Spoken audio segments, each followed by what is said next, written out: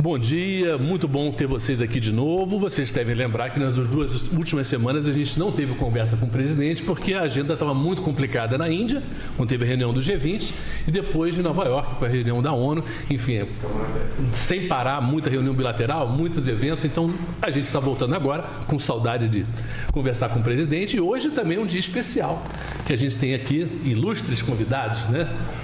Ministro Camilo Santana, da Educação, a ministra Trindade, da Saúde, que hoje é um dia muito importante nessas duas áreas. Presidente, o senhor convidou, né? O senhor é o dono do programa. E era importante convidar os dois, por quê? O show aconteceu uma coisa importante. Eu ontem saí do palácio e vim para casa pensando em fazer uma entrevista com você falando da viagem, tanto do G20 quanto da ONU. Mas aí eu me dei conta que hoje nós temos 2 eventos importantes. Nós temos às 10 horas da manhã um lançamento de um programa chamado Estratégia Nacional para o Desenvolvimento do Complexo Econômico e Industrial da Saúde. Isso é enorme. É uma coisa muito importante porque o Brasil hoje importa 20 bilhões de dólares das coisas que nós utilizamos na saúde. Se a gente tiver uma indústria produzindo isso ativamente e a gente tem uma capacidade de consumo extraordinária por conta do SUS, a gente vai desenvolver o Brasil, desenvolver uma indústria, gerar emprego de qualidade e atender a demanda interna. Por isso, eu liguei 6 horas da manhã para a Nívia. Que isso? Ela estava dormindo. Aí eu voltei a ligar às 6h30. E eu liguei para o Camilo às 6 horas da manhã, porque nós temos hoje a assinatura do decreto que institui a Estratégia Nacional de Escolas Conectadas. Ou seja, nós vamos conectar 138.400 escolas nesse país. Tá? Até 2026, a gente vai deixar toda a nossa meninada altamente conectada com Wi-Fi e tudo mais que for necessário. Então, eu acho que é importante a gente ouvir esses companheiros. Sim. Primeiro, ouvir a Nívia. Sabe que a gente vai lançar às 10 horas da manhã, às 11 horas, esse programa aqui, que será uma revolução de inovação na área da saúde no Brasil. E eu espero que tudo isso, como resultado do que a gente sofreu na pandemia, a gente possa, daqui a 3 anos, 4 anos, ter uma indústria da saúde competitiva com qualquer empresa de saúde do mundo. Ministra, eu vou passar o microfone aqui para a ministra. Agora, isso é extraordinário porque, primeiro, que a gente deixa de importar, né? O dinheiro fica aqui para brasileiros e cria trabalho para brasileiro também, né? Exatamente. A nossa meta é trabalhar para uma perspectiva de, em 10 anos, nós podermos ter 70% da nossa necessidade produzida aqui. E os passos vão ser dados a partir de agora, retomando ações que começaram há 20 anos, quando, na primeira gestão do presidente Lula, foi criada a Secretaria de Ciência, Tecnologia e Inovação no Ministério da Saúde.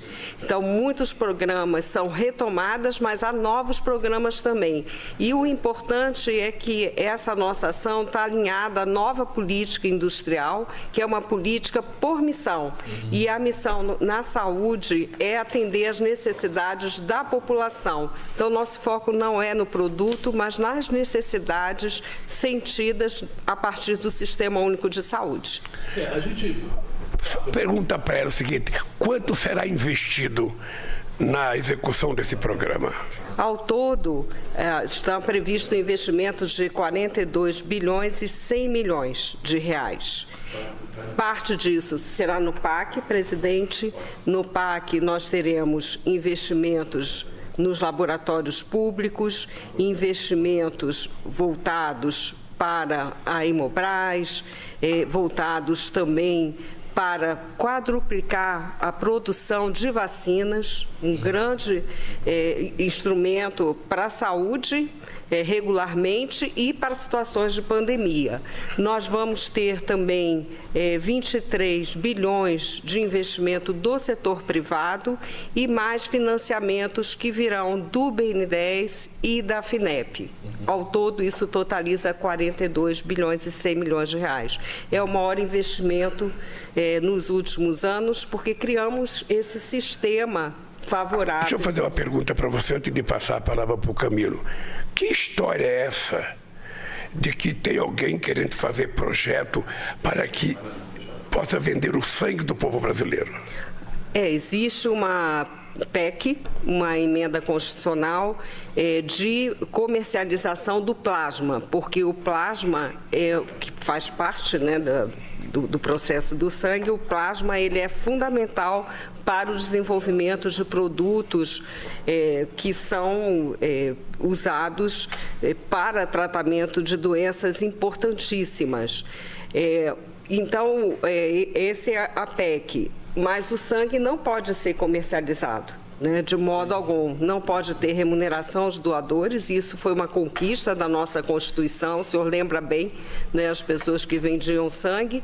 E também, hoje, nós temos, para o desenvolvimento desses produtos, a Hemobras, que é uma grande conquista também, né, a partir da sua gestão, do seu governo, e que hoje vai já entregar o fator 8, que é para tratamento dos hemofílicos, e já em 2025 fará a entrega dos outros produtos derivados do plasma. Então, nós estamos trabalhando exatamente para que o sangue não seja uma mercadoria. Só uma perguntinha.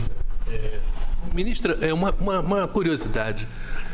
Considerando que o SUS é tão grande, que o SUS é tão importante para a nossa população, de certa maneira, essa criação desse complexo, ele praticamente se basta, né? Porque o SUS, como freguês, ele já, digamos assim, paga, né? Ele já é o freguês principal desse complexo, né?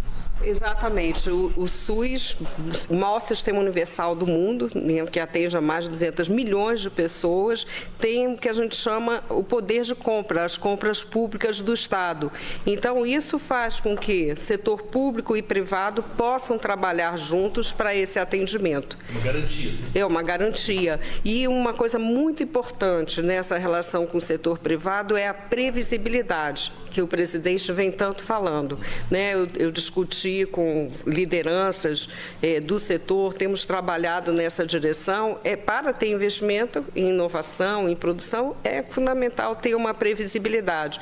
E isso, a partir de 2017, o Brasil ficou numa vulnerabilidade muito grande e esses investimentos ficaram numa situação muito difícil. Eu, quando era presidente da Fiocruz, vivi isso na pele, posso dizer. A gente tem uma estimativa de quantos empregos a gente vai, mais ou menos, criar com esse complexo? Esse complexo ele tem a grande capacidade de criação de empregos. Eu não conseguiria te estimar isso agora, nesse momento, que esses números variam muito, mas em toda a área de produção que nós vamos ampliá-las, sempre implicam geração de empregos e qualificação desses trabalhadores, né, o que é mais importante. Porque isso tudo significa novas tecnologias que são incorporadas, novos conhecimentos. Eu dou um exemplo da alfapoetina, que foi a entrada do Brasil nos biofármacos. A alfapoetina foi fruto de um acordo com o governo de Cuba e nós, a partir desse acordo, aprendemos uma tecnologia que foi fundamental para produzir a vacina de vetor viral na Fiocruz durante a pandemia. Então, é o emprego e o emprego qualificado e a formação com novos conhecimentos tecnológicos. Uma coisa importante, Nívia e Uchoa e Camilo, é que quando nós estamos prontos para assinar um acordo comercial Mercosul-União Europeia. E tem uma coisa que eu já disse à União Europeia que o Brasil não abre mão, que são as compras governamentais. Porque são através das compras governamentais que a gente pode fazer com que pequenas e médias empresas brasileiras possam crescer e ficar grandes. Se a gente permite que a gente possa comprar produtos que a gente pode fabricar aqui no estrangeiro, significa que nós vamos matar a possibilidade do Brasil ter uma indústria na área da saúde. Então, nós estamos tranquilos que isso aqui, a médio prazo será uma revolução no Brasil. Ou seja, o Brasil virá quase autossuficiente em todos os produtos que ele precisa na área da saúde. Alguns não, porque a gente não tem tecnologia e não tem conhecimento, mas que a gente vai aprender. Isso. Esse é o dado importante. Outro dado importante é que o emprego é emprego de extrema qualidade. Isso. Como nós temos uma preocupação com a juventude brasileira, com o pessoal que está terminando o ensino médio, com o pessoal que está fazendo Instituto Federal, com o pessoal que está começando a faculdade, e muitas vezes ele termina os estudos e não tem um mercado de trabalho, isso aqui é a possibilidade de, combinado com a educação, que é o caminho que a gente vai fazer a próxima pergunta, sabe? A gente possa gerar os empregos que a meninada sonha. Eu digo sempre o seguinte, quando eu era jovem, o meu sonho era muito pequeno. Eu sonhava ter uma profissão, sonhava ter um bom emprego, sonhava casar, constituir família. Hoje, a meninada pode até ter muito mais sonho do que eu, porque tem muito mais informação do que eu. Mas a verdade é que a possibilidade de realizar o sonho dele está mais difícil, porque a competitividade é maior, o mercado está mais difícil. Então, cabe a nós, sabe, fazendo um projeto desses, na indústria da saúde, fazendo um projeto desse, de conectar a educação brasileira, fazer essa revolução que as pessoas tanto precisam. Por isso, eu queria perguntar para o Camilo, vou perguntar para você, perguntar para o Camilo, afinal, o que é essa estratégia nacional de escola conectada, Camilo? Presidente, antes do Camilo falar, eu acho que tem uma coisa muito importante que eu queria dizer de novidade agora, que o senhor vai também valorizar muito, que é o fato desse programa do complexo ter um impacto também muito grande na assistência à saúde. De que maneira? Nós teremos um programa de modernização da assistência hospitalar, mas também na atenção básica, na assistência hospitalar, permitindo que novas tecnologias menos invasivas para os pacientes possam ser adotadas e promovendo, junto com a EBSER, que é uma empresa do MEC, e com os hospitais universitários e os hospitais que atendem o SUS, com os filantrópicos, além dos públicos e outros privados, que possam ter uma modernização, processos de modernização que vão de equipamentos às compras. Então, há uma conexão. Por isso que eu falo que não é só o produto, é o processo, levando mais saúde à população. Eu não quero me empolgar muito, não, para deixar meu companheiro falar. Camilo, conexão, conectividade. O que é essas escolas aí com internet? Até porque sem educação, sem investimento em formação profissional qualificada, a nossa indústria não vai crescer como a gente quer que cresça. Então tem que... uma coisa de cada vez. Camilo, vamos voltar para a escola então e explica para a gente o que é essa escola com internet para o Brasil todo.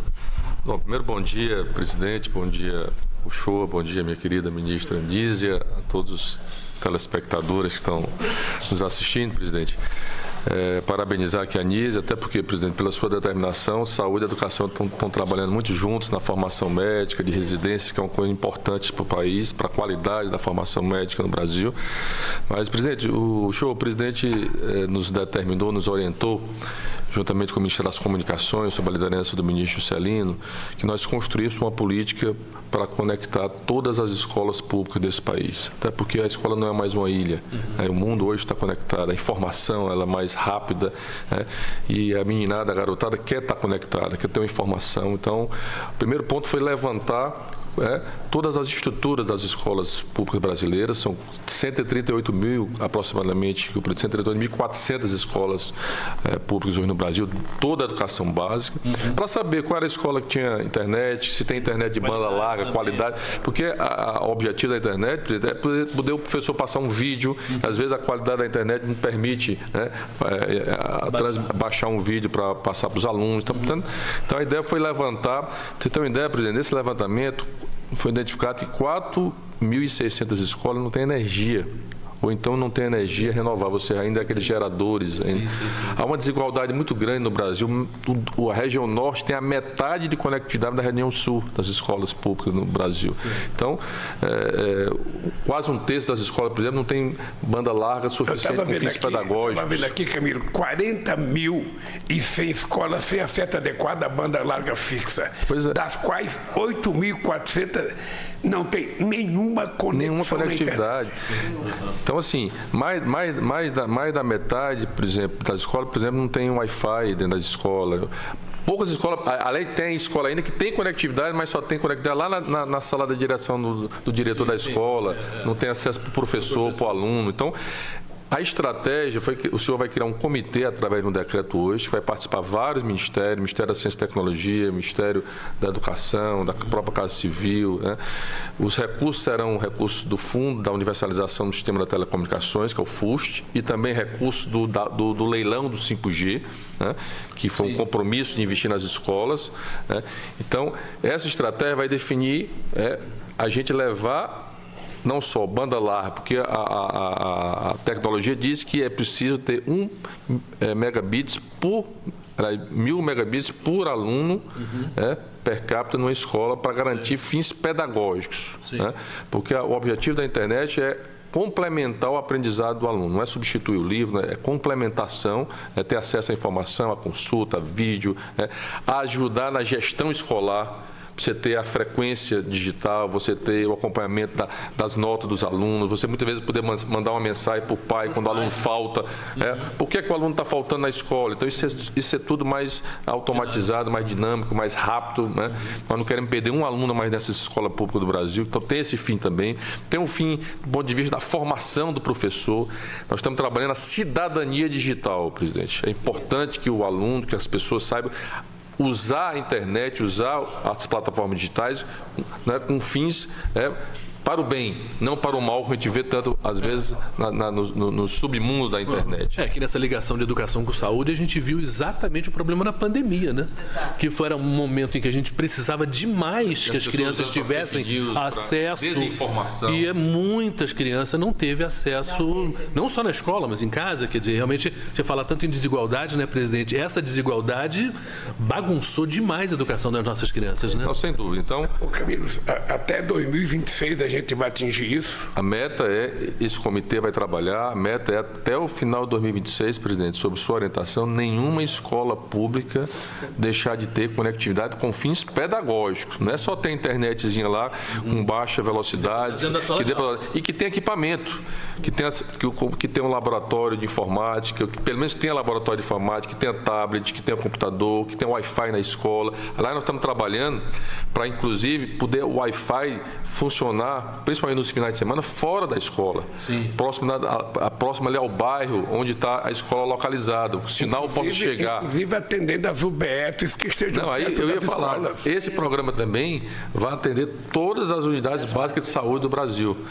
Porque como você vai levar? Porque aí a estratégia vai ser definida pelo comitê, precisa levar cabo de fibra ótica para essa comunidade. Então, geralmente tem uma unidade básica lá pronta. Então, vai levar até a unidade básica de saúde, porque é fundamental a integração também das informações nas unidades básicas de saúde. Onde não tem possibilidade de levar o cabo, vai ser via satélite, pela Telebrás, que vai levar, que já leva, inclusive, hoje, conectividade para algumas escolas, mas vamos universalizar. A ideia é garantir banda larga, velocidade para todas as escolas públicas, com os fins pedagógicos, com acesso a equipamento, com formação digital dos professores, né? Que às vezes também tem professor que ele não tem, precisa da formação nesse sentido.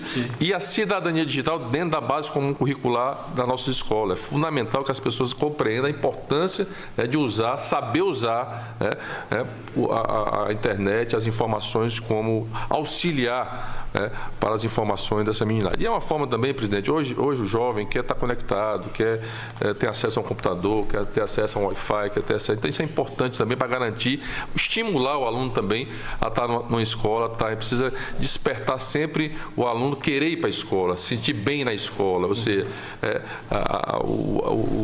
receber bem o aluno na escola e ter condições para ele ter internet, ter prática de esporte, e aí isso conecta muito, presidente, com o seu programa que o senhor lançou também, da Escola Tempo Integral.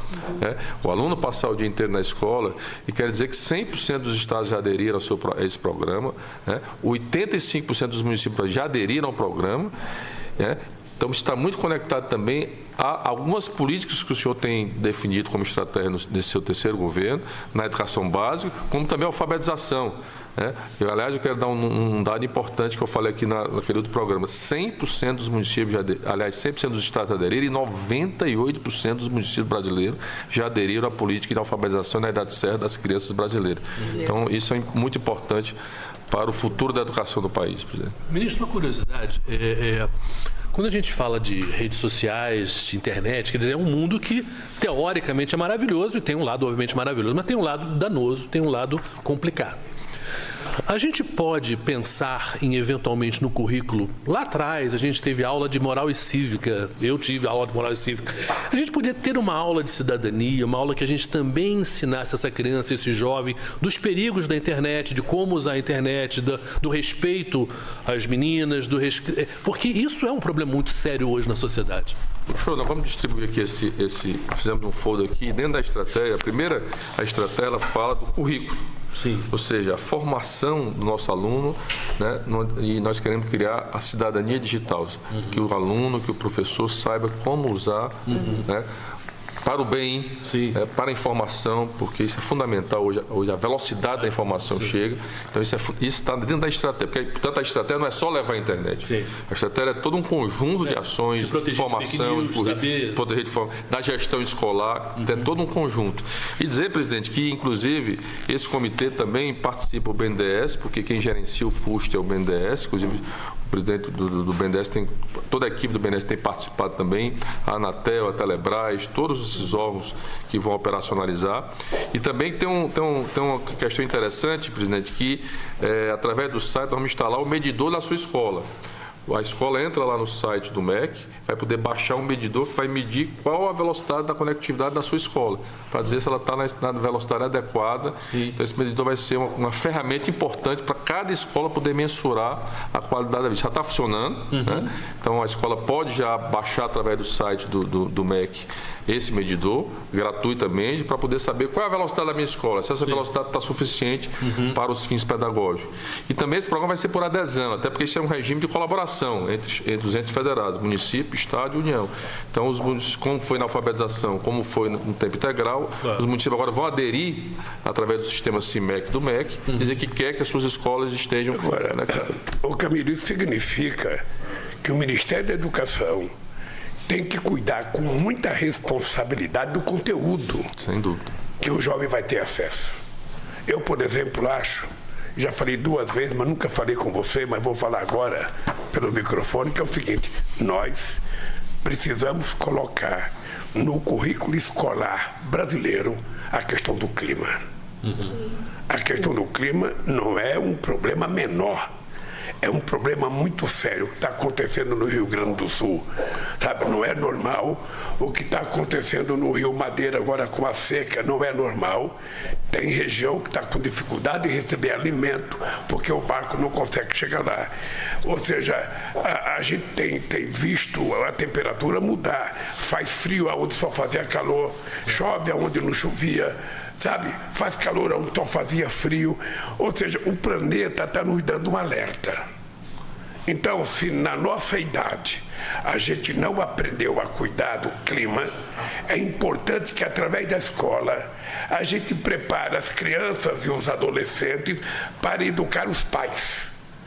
Quem sabe uma criança saiba dizer para o pai o que é seletivo na questão do lixo.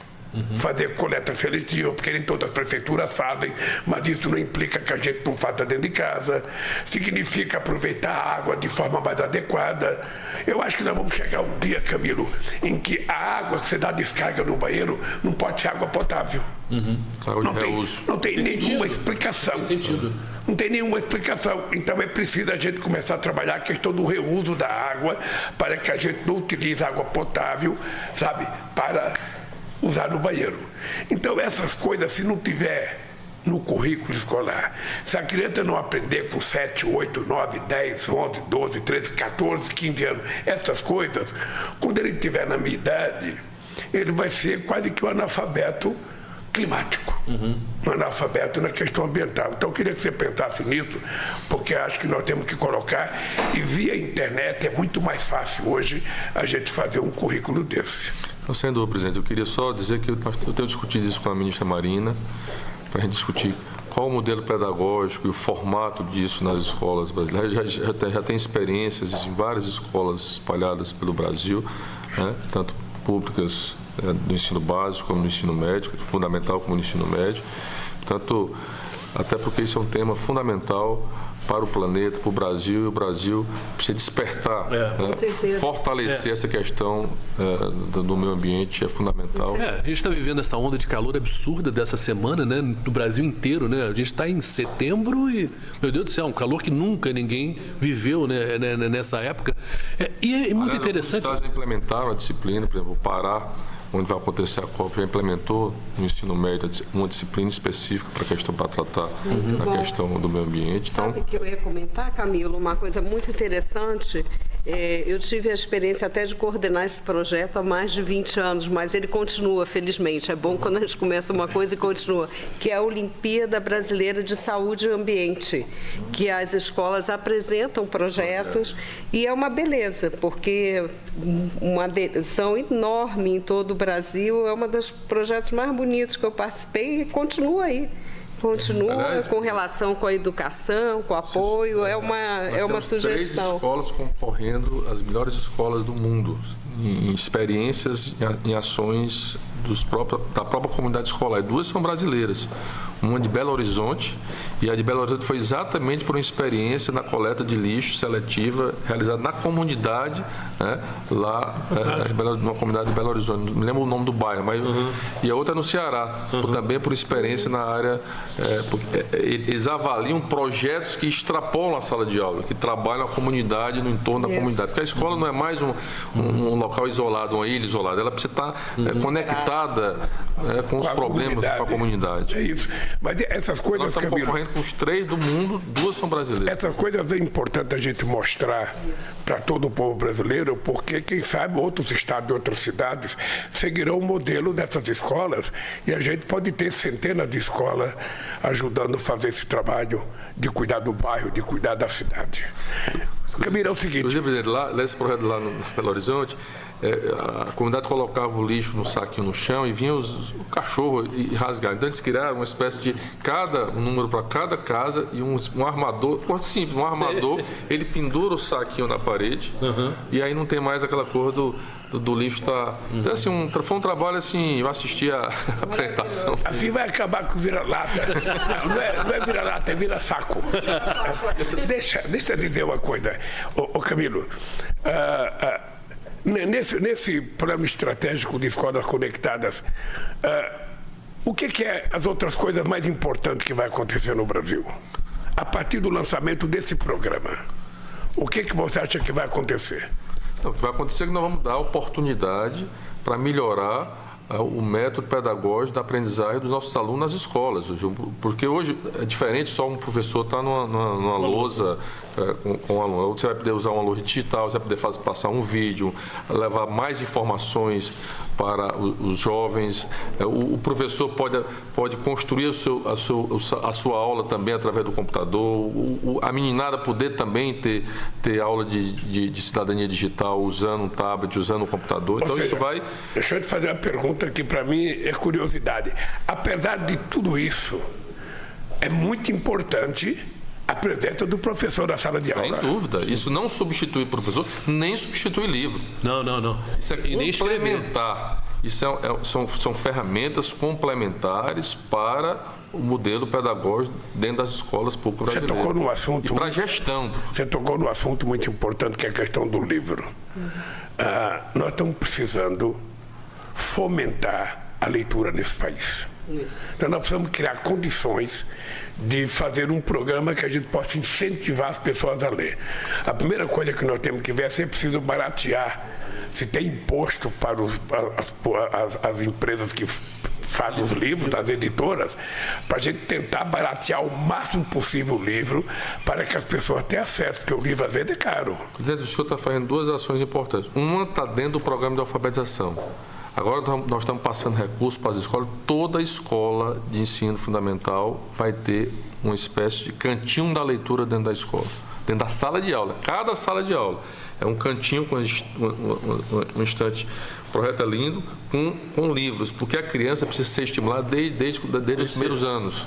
Então, o estímulo nos primeiros anos de vida é que fazem as pessoas ter o hábito da leitura. Então, e também para a alfabetização, é fundamental. Mas algumas pessoas dizem, Lula, você está ultrapassado. Você você fica falando de livro quando as pessoas estão lendo no celular, as pessoas estão lendo no tablet, ou seja... Mas na verdade, presidente, não é isso não. Até o que está acontecendo, por exemplo, países como a Suécia estão voltando a livro e caderno e escrever à mão em sala de aula, porque estão descobrindo que para o aprendizado é muito importante essa coisa de você fixar o que você aprende escrevendo. Então, está se tirando muito de computador de dentro de sala de aula. É muito importante a internet, obviamente não estamos ninguém negando isso, mas na sala de aula, para a criança, o livro, o caderno, o lápis ainda é muito importante. A Unesco agora, esse ano, lançou um relatório sobre educação digital no mundo, mostrando os cuidados que precisa ter e a necessidade de se manter a leitura, o livro nas escolas. Agora, como a gente tem no Brasil muito desigual, a gente está trabalhando uma plataforma gratuita para acesso a livros no Brasil. Qualquer um Você viu que nós aprovamos que cada conjunto habitacional do Minha Casa Minha Vida vai ter uma pequena biblioteca. Sim. Que é para tentar estimular as pessoas a lerem. Até porque o exemplo para os filhos muitas vezes são os pais, né? Então os pais lendo, o filho também e a filha querem ler, né? Implantar desde o início, os primeiros anos na escola, estimular o jovem, a criança a ler, quanto mais aumenta a idade, mais difícil esse hábito. No fundo, depois desse lançamento do Plano Nacional de Escolas Conectadas, eu penso que a gente pode afirmar ao povo brasileiro que a partir de 2026 a gente vai ter um outro país. A gente vai ter um país mais bem informado, mais conectado, as pessoas recebendo conteúdo em mais quantidade, mais qualidade. Eu penso que a gente pode melhorar, inclusive, a qualidade da sociedade civil que a gente vai criar nesse país. Porque eu me preocupo muito com a questão do humanismo. Ou seja, que ser humano que a gente está criando? Se é um ser humano humanista, se é um ser humano carinhoso, se é um ser humano solidário, se é uns filhos que obedecem aos pais, que se preocupam com os pais, ou são pessoas rebeldes que não obedecem a ninguém, que não obedecem a professora, que xinga professor, que bate em professor. Tem muito disso no Brasil. Então eu penso que essa estratégia de escola conectada, a gente tem que ter em conta que tipo de ser humano a gente está formando para o Brasil. A gente quer combater a mentira, a gente quer combater a fake news, a gente quer que as pessoas sejam tomadas pelo simbologismo, sabe, de uma sociedade verdadeira, de uma sociedade que pensa com o coração, que age com o coração, que seja mais solidária. Esse é o meu sonho e por isso eu estou jogando muitas fichas minhas nesse projeto de escolas conectadas. Presidente, eu queria só juntar um pouquinho o que foi educação, saúde e meio ambiente, que o senhor fala muito nessa questão do meio ambiente e da Amazônia e da possibilidade da gente aprender com essa Amazônia que a gente está protegendo. Então, no complexo de saúde, quanta coisa não se pode aprender através da educação e de institutos de pesquisa, Instituto Federal, universidades, através de coisas que a gente vai descobrir por causa desse complexo industrial de saúde, né? E, obviamente, então, liga tudo, né? Educação, saúde, meio ambiente, quer dizer, essa necessidade de todo mundo conversar, porque está tudo interligado, né, presidente? Eu acho. Uhum. Aliás, o que eu acho é essa nova qualidade de conversação. Uhum. Hoje, eu sinto que a humanidade está muito individualizada. Muito. A coisa que mais me assusta, Camilo, é você estar num lugar, ter duas pessoas sentadas, uma na frente da outra, cada uma conversando com outra parte do mundo e os que estão perto estão distantes. Então eu acho que é extremamente importante a gente tentar ver se a gente consegue através da educação, qualificar melhor a espécie humana que nós estamos criando. Se a gente não conseguir através da educação, tudo será muito mais difícil. Por isso que eu defendo muito a questão da cidadania digital, exatamente com esse objetivo. E, presidente, um dos focos importantes do Ministério hoje é na formação dos professores. Inclusive, nós lançamos agora a formação de professor da educação básica, equidade. Porque o professor precisa ser um professor antirracista, precisa ser um professor que olhe para as comunidades indígenas, quilombolas, a formação de professores para essas escolas. Há uma desigualdade enorme entre negros e brancos, entre índios e quilombolas nesse país. Então, a formação inicial de professores é fundamental para exatamente garantir o ensino humano, o ensino democrático, o ensino que acolha as pessoas, que olhe para os nossos jovens. Então, é fundamental a formação do nosso professor, Camilo, humana, você pode prestar atenção numa coisa, isso é importante para os professores. Escola boa é aquela que o aluno levanta de manhã pedindo para a mãe para ir para a escola. É isso. Se o aluno começa a chorar e não quer ir na escola, é porque alguma coisa não está certa na escola. Se o aluno não gosta de um professor, é porque alguma coisa está errada. É preciso investigar, porque quando a escola é boa, eu estou dizendo isso porque quando nós criamos as Olimpíadas da Matemática em escola pública em 2005, que nós fizemos a primeira grande inscrição, mais de 10 milhões de pessoas, a professora Sueli Duro, que era responsável na época, ela me contava coisas fantásticas. As crianças queriam ir para a escola de domingo. As crianças queriam aprender. Ou seja, quando a escola é motivadora, acolhedora, uma diversão, sabe? E não fica só ensinando que Cabral descobriu o Brasil, ou seja, tudo isso é importante saber, mas é importante que as crianças estejam conectadas com o seu mundo, com o dia a dia, com a vida dos seus pais, com os problemas, sabe? Porque senão as pessoas não aprendem a cidadania que nós achamos que todo mundo tem que ter. Por isso eu estou muito otimista. Eu acho que a partir desse programa, a partir do comitê, a partir do grupo de ministros, a gente começa a fazer uma verdadeira revolução nesse país. Esse país não vai ficar devendo a nenhum país do mundo em palavra de conectividade.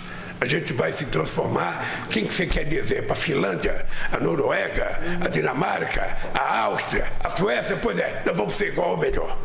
Porque nós temos material humano e temos um povo extraordinário para isso. Só precisa a gente cuidar com carinho desse povo e é isso que a gente vai fazer na área da educação e na área da saúde. Muito bem. Perfeito. Então, presidente, a gente está encerrando o programa, que já estamos aqui conversando, mas vamos falar um pouquinho. Não, antes de terminar, eu só queria dizer uma coisa importante. A Nívia sabe que eu tenho uma reivindicação para ela desde que ela tomou posse como ministra.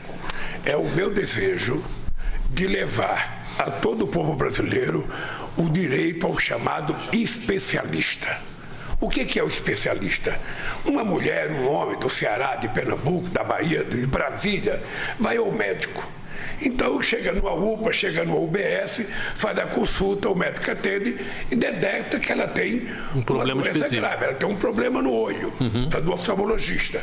Ela tem um problema no coração, precisa de um cardiologista. Ela tem um problema no ombro, precisa de um ortopedista. E assim vai. Ou seja, quando essa pessoa sai desse primeiro atendimento e dizem para ela, a senhora tem que procurar o tal do especialista, aí começa o sofrimento.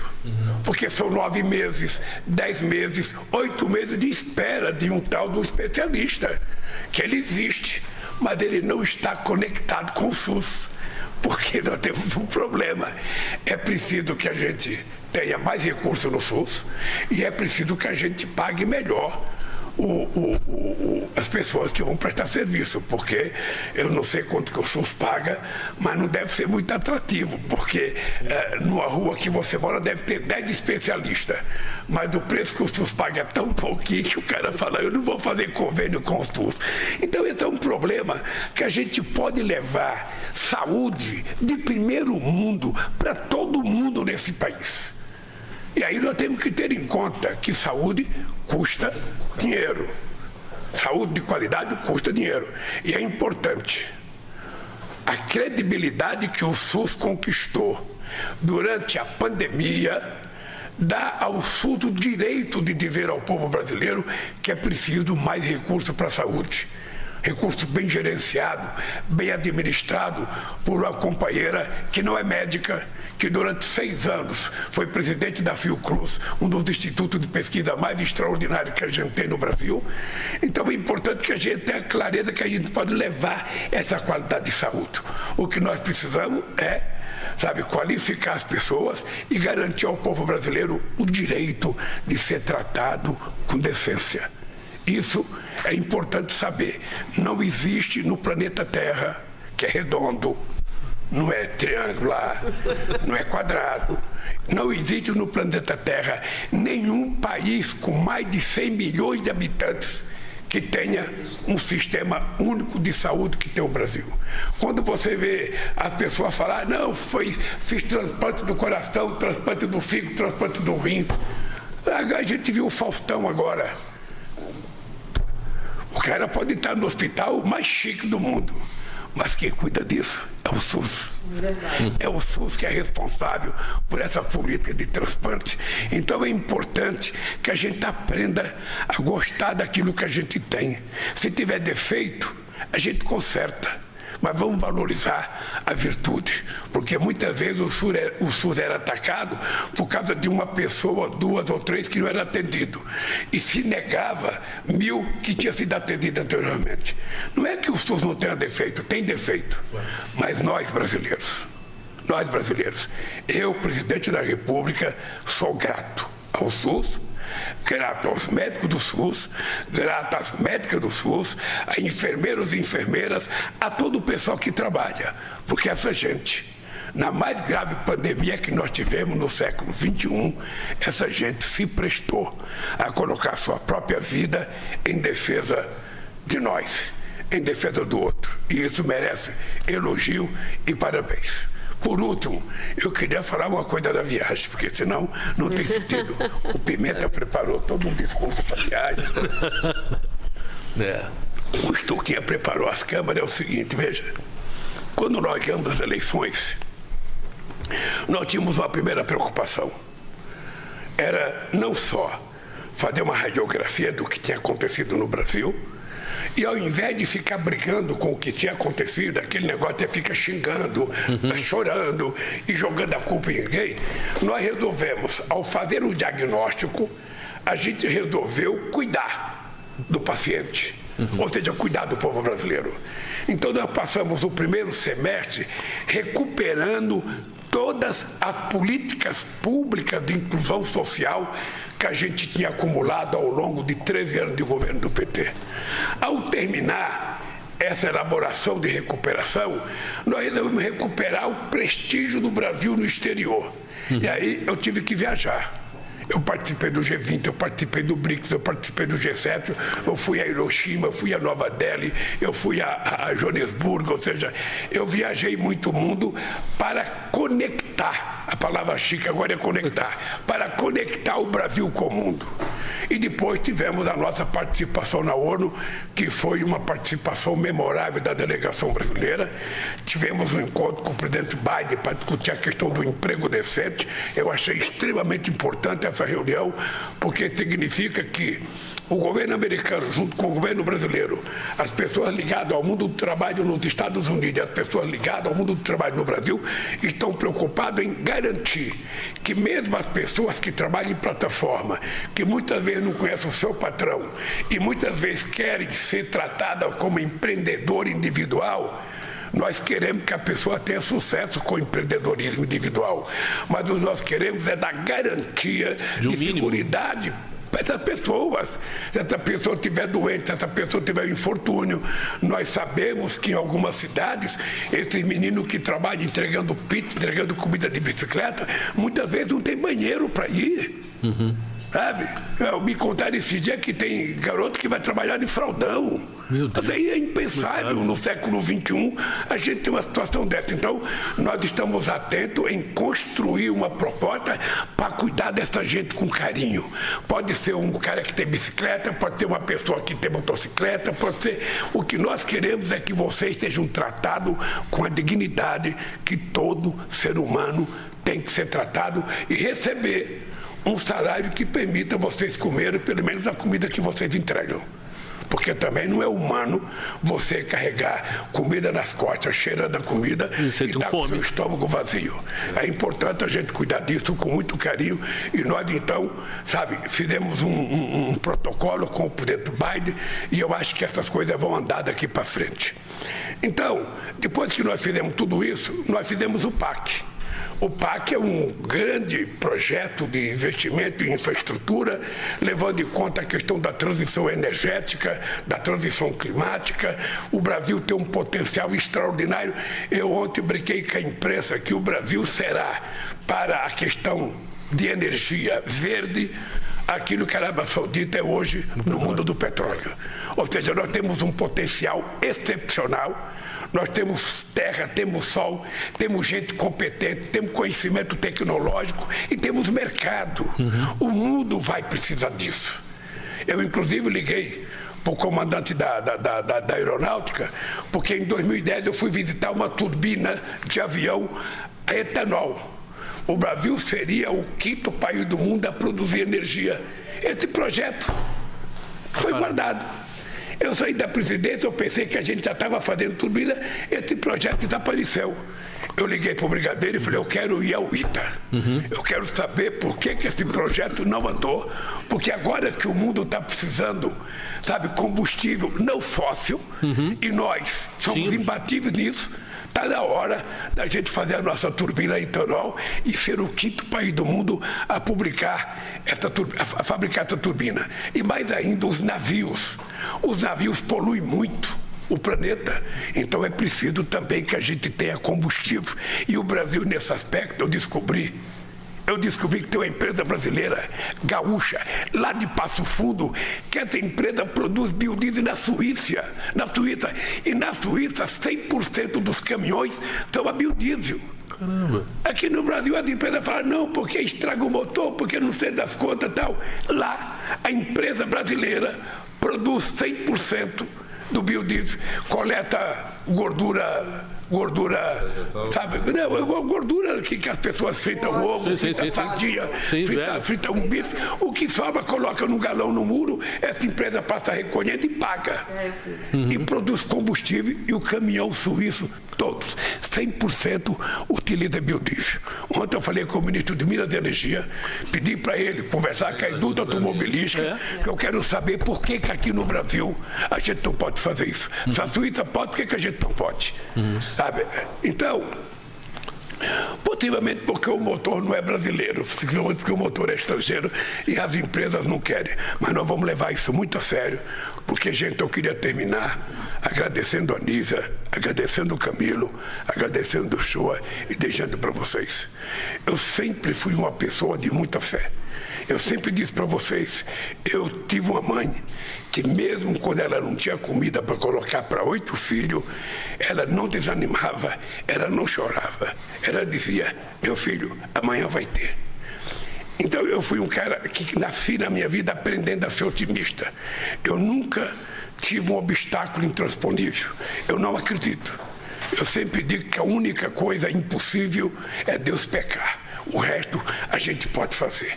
E eu estou convencido que o Brasil, em 2023, 2024, 25, 26, e o Brasil daí para diante, se respeitar a democracia, o Brasil tem tudo para se transformar numa das economias mais importantes do mundo, oferecendo aquilo que todo mundo deseja: combustível não fóssil, energia não fóssil, e fazendo com que as nossas empresas consumam energia verde.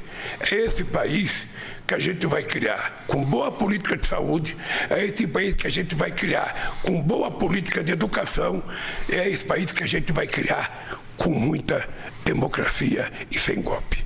Um abraço a todos vocês, obrigado, Shoa. Obrigado, presidente. A próxima semana. Eu estou pensando que eu estou gostando tanto desse programa que talvez a gente faça mais que um por semana, viu? Vamos fazer. Agora, é muito bom ver essa energia e é importante que sexta-feira, muita gente sabe, o presidente vai fazer a operação no quadril. E, obviamente, vai ter uma semana que vem sem dor, né? Pelo menos, né? Aleluia! Que a gente deseja, acho que todo mundo deseja que essa operação seja perfeita. Tem muita especulação sobre isso, tem muita gente tentando adivinhar. Veja, a verdade é que eu estou com essa dor desde agosto do ano passado, durante o processo da campanha. Naquela cena que você viu pulando no carro de som, você não sabe a dor que eu sentia. Mas eu pulava porque era preciso animar as pessoas. Se o candidato está lá com dor de cabeça baixa, ele não passa otimismo para a sociedade. Depois, eu queria operar logo depois das eleições. Daí eu falei, bom, se eu operar agora, sabe, vão dizer, o Lula está velho, ganhou as eleições e já está internado. Não, eu resolvi primeiro recuperar o Brasil, politicamente, internamente, com a inclusão social, depois recuperar o Brasil na geopolítica internacional, dizer para o mundo inteiro, o Brasil voltou, o Brasil está de volta com muita vontade, com muito tesão, com muita força de ser uma grande economia, e isso foi maravilhoso no G20, foi maravilhoso nos BRICS, foi maravilhoso em Nova York, foi maravilhoso na reunião CELAC e América Latina, e isso vai ser maravilhoso daqui para frente. Então eu tomei a decisão, eu só vou viajar agora, dia 28 de novembro, ou 29, que é para os Emirados Árabes, para a COP28, que vai discutir a questão do clima. Então, até lá, eu vou ficar aqui em Brasília, eu não vou poder pegar avião, vou trabalhar normalmente, vou trabalhar. O Stuka não quer que eu ande de andador. Ele já falou, não vou filmar você de andador, então significa que você não vai me ver de andador, você não vai me ver de muleta, você vai me ver sempre bonito, como se eu não tivesse sequer operado. Mas eu vou ter que ter um pouco de cuidado, porque a operação parece simples, mas a recuperação, a fisioterapia e a dedicação do tratamento é fundamental. Então eu vou me cuidar com muito carinho. Eu estou muito otimista, Eu disse ontem na entrevista que o que me preocupa sempre foi a anestesia. Eu sempre tive medo de tomar anestesia. Esse dia eu fui fazer um tratamento, eu falei, anestesia é só local que eu quero ficar acordado para ver. Doeu pra caramba. Eu preferia ter tomado xeral. Mas agora eu vou tomar.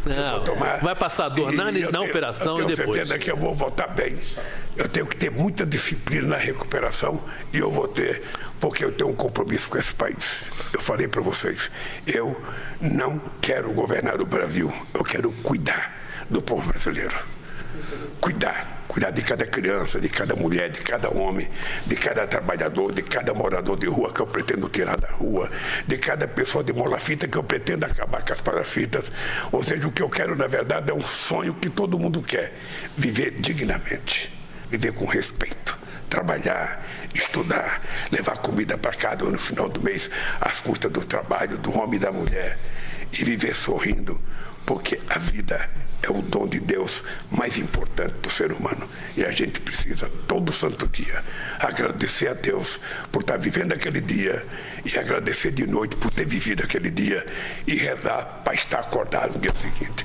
É isso que eu faço e por isso que eu brinco dizendo que quero ver até 120 anos, porque eu gosto muito da vida. Um abraço. Um abraço, presidente. Obrigado, Camilo. Obrigado, Nízia. Muito bom, tá? Até o próximo Conversa com o Presidente. A conversa foi ótima, hein? Muito obrigado. Muito bem. Muito bem.